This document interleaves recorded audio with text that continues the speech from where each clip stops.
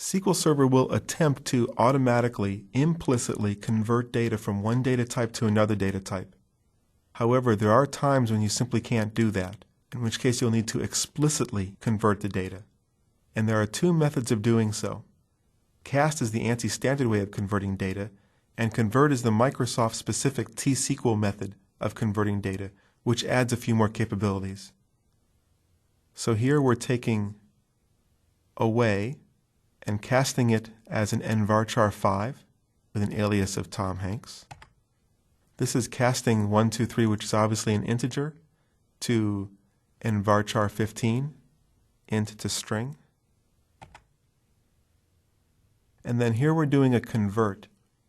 Convert allows you to also pass to it a style. And there are several styles you can see listed in books online. Here's a couple just examples.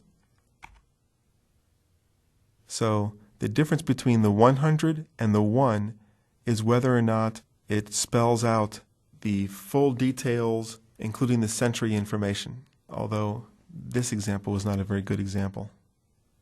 So notice that convert not only has a third parameter there of 100 or 1 in this example, but also the order of the first two parameters is inversed.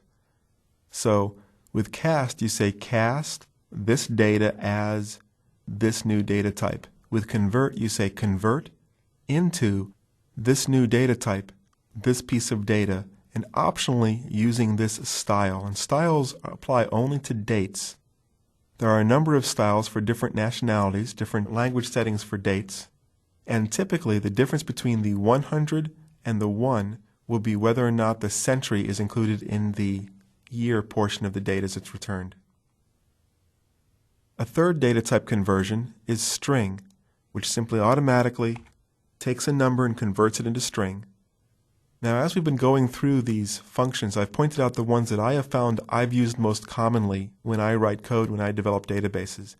There are actually hundreds of functions in books online, and it's worthwhile once you become more familiar with SQL Server to spend some time scrolling through books online looking at the functions, but this will get you up to speed right away in developing databases with the functions I've found I need to use when I write code.